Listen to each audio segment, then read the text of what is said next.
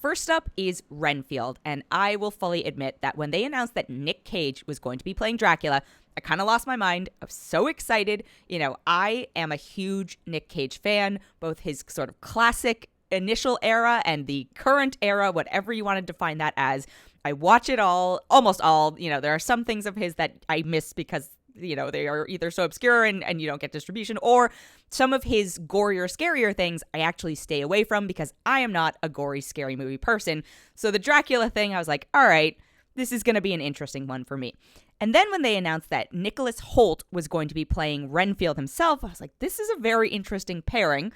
And I am here for it. I am very intrigued. I think Nicolas Hoult is a great actor. I think tonally, the two of them are quite a yin-yang, but it could definitely work. Having seen Nicolas Hoult in something like The Great, I do think he actually has comedy chops. And, to be very clear, this is pretty comedy heavy, so you're not going to get like a Francis Ford Coppola's Dracula. But I do think that having a base knowledge and understanding of Dracula's origin stories is kind of important to helping you appreciate the film. Not that you can't pick it up, because vampires are so common in pop culture. Like, obviously you understand the blood sucking, blah, blah, blah, but the character of Renfield, who is his sort of effectively slave and under his spell and all that stuff, is not always included in the stories of Dracula. And he's this film actually makes him much, much more pleasant and much more presentable than other iterations do, obviously, because they packaged it as Nicolas Hoult. But yeah, so I thought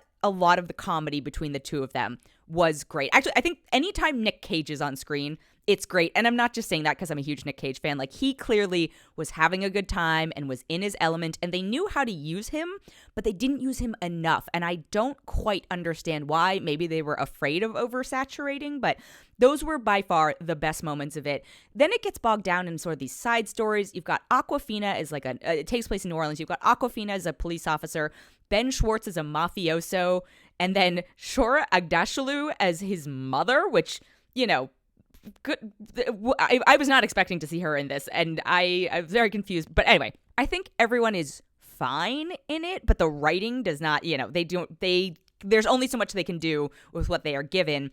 And I think that if the film had focused more on this effectively, toxic relationship between Renfield and Dracula, it would have been much cleaner versus trying to sort of draw us in all these other directions and make things overly complicated and involving, the other characters. And I know people have beef with Awkwafina. I think she's amazing in The Farewell. There are other performances of hers that I'm not as on board with or interested in, but I thought she was fine in this. I just thought it was not the best written role for her. And again, same goes for Ben Schwartz. Huge fan of his, and yet I was also like, you're basically Jean-Ralphio, but a mobster, and we've seen this from you before, and it's almost distracting until we get to the parts with Dracula / Nic Cage. So I think at the end of the day, if you were already interested in this, if you are like me and a Cage aficionado, all those things, I think you're going to have a pretty decent time, but I would maybe manage your expectations. I really wanted this film to be something like The Unbearable Weight of Massive Talent, because when you say, oh, hey, Nic Cage is playing Nick with a CK Cage, you go, that's absurd. How are they going to pull that off? And yet I thought that film was amazing and hilarious. When you say something like Nic Cage is going to play Dracula, you go, oh, but I thought he did a good job in this. Again, I just really wanted more of him. And I know the film is called Renfield, and I thought Nicolas Hoult did a fine job, but really Nic Cage steals the show and sort of outshines everyone. And so why not just lean into your most powerful asset here? You don't have to change the name of it, but it's about their relationship. And every time we do some other tangent, it takes away from it. The film is only an hour and a half. Like I said, if you were already interested, I think you'll have a decent time. If you were not about it and, you were on the fence or whatever it is, I'm not going to push you to see this one. Also, there are moments of it that are, I'm going to go ahead and say, unnecessarily violent and gory. And I know it's a vampire movie. I wasn't going into it naive and expecting, clean, nothing, no blood, guts, violence, but sometimes it really delighted in almost like a B-movie horror, like Hammer horror level effects and stunts and viscera that I don't know if I needed, and I don't know if this story needed. Like, I think it could have been just as clever and funny and whatever it is without leaning into the grossness of it. But end of the day, this is not, of all the Nic Cage films, I am always trying to get people to say, I would say go watch Unbearable Weight of Massive Talent over something like this. But if you were already interested because of that aspect, or if you're just like, yeah, you know what, I'm okay with it, turn your brain off, like that's just fine. Again, I had a good time at the movie, but that's, I think, because I was already inclined to, and I probably gave it more credit than it was due, just because I was like, all right, I'm excited for this. I want to enjoy it really badly. Of course, we all go to every movie wanting to enjoy it. Very rarely do you go to a movie and be like, I want to hate this film.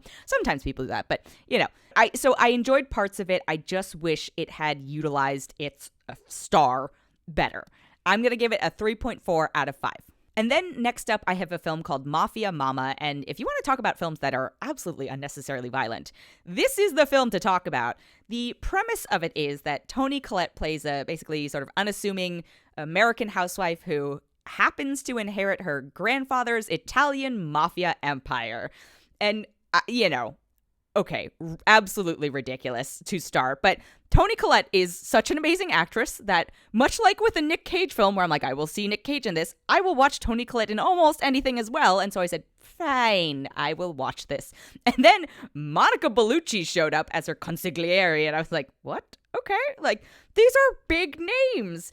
But man, this film, the idea of her being undervalued by the other mafiosos because she's a woman, I was like, all right, I can get behind that plot. And, the idea of being ignored in relation, I don't know, there are sort of feminist principles maybe that were thought about at some points when they were writing this, but in execution, I'm just like, this is kind of sometimes borderline offensive. And the other thing that I didn't realize until the very end of the film when the credits rolled is that it is directed by Catherine Hardwicke, who's probably best known for Twilight.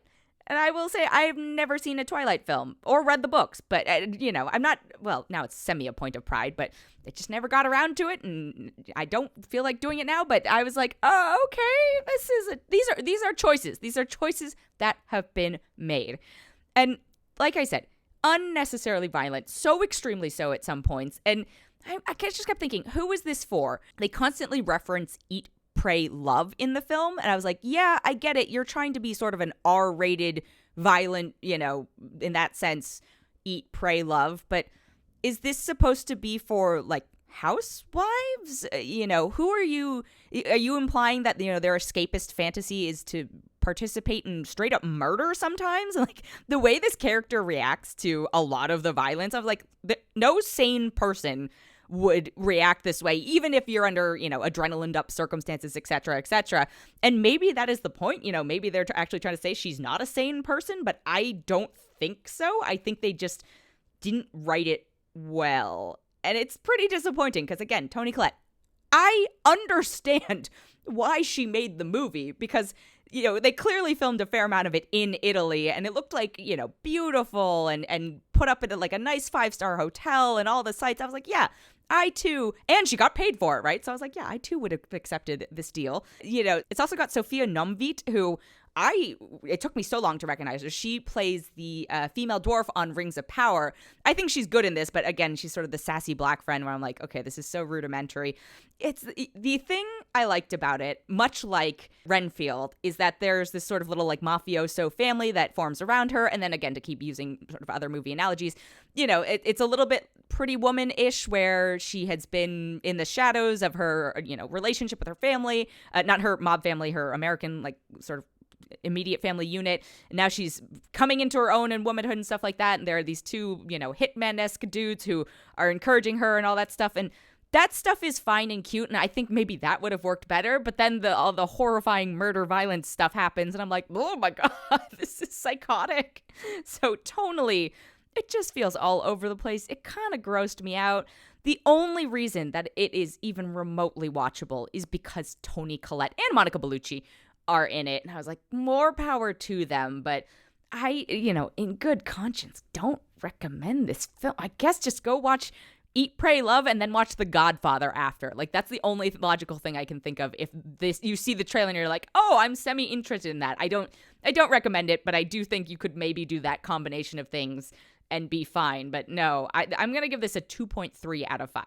And then the last film I have this week is called Sakra. It is directed by and stars Donnie Yen, who I'm also a huge fan of. So really this week is about individual filmmaking forces getting me to watch their films, because I will watch almost anything Donnie Yen is in as well. So like Toni Collette and like Nic Cage, I'm here for it. It's based on a wuxia novel called Demigods and Semidevils, and I have to admit that I'm not familiar with the source material for it, so I can't speak to how close or good of an adaptation it is. Based on the sort of Wikipediaing I did of it, I don't know how close I think it's actually probably some of the story is close, but my challenge with the film version of it, and maybe if you are familiar with the story itself, it'll be a very different experience for you, and I hope that it is more enhanced for you. I found it to be a little bit distracting because I feel like, either they should have done it as a series, or they could have maybe culled out some of the interwoven stories, because Demigods and Semidevils sounds like it revolves around three main protagonists, and Donnie Yen's character is one of them.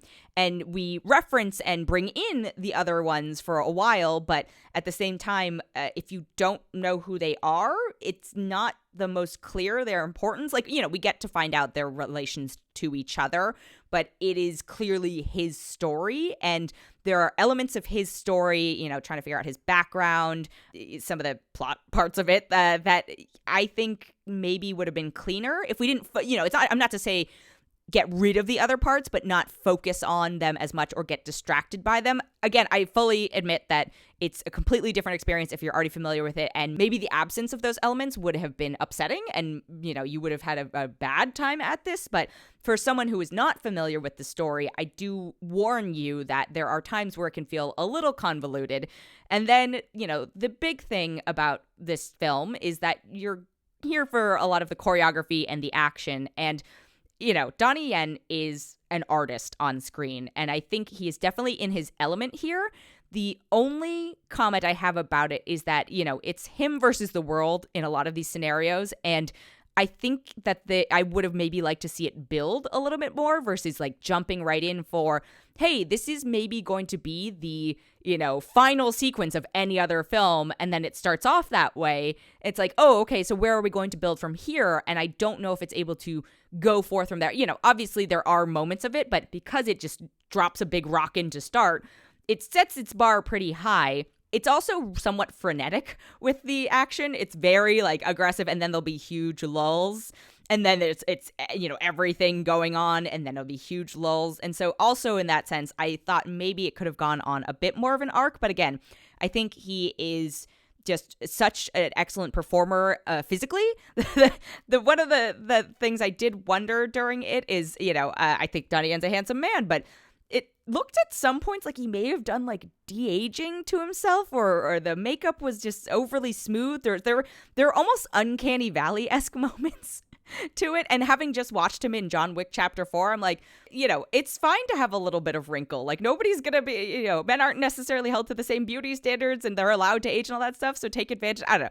I just found it a little distracting in a few sequences, but do your thing, man. You're the director. You get to do what you want to do with it. But overall, I think as someone, again, I know I keep repeating it, but if you are familiar with the story, you're going to have a different experience. I can't speak to it. But as someone who is not as familiar with the source material, I did find it a little bit distracting, and I wanted to focus on the core parts of the character's story, and I wanted a little bit more of an arc for the choreography parts of it. Again, it's super impressive what they pull off. I don't know if it's my favorite of these. I like some of his other stuff a bit more, but overall, I'm going to give it a 3.3 out of 5.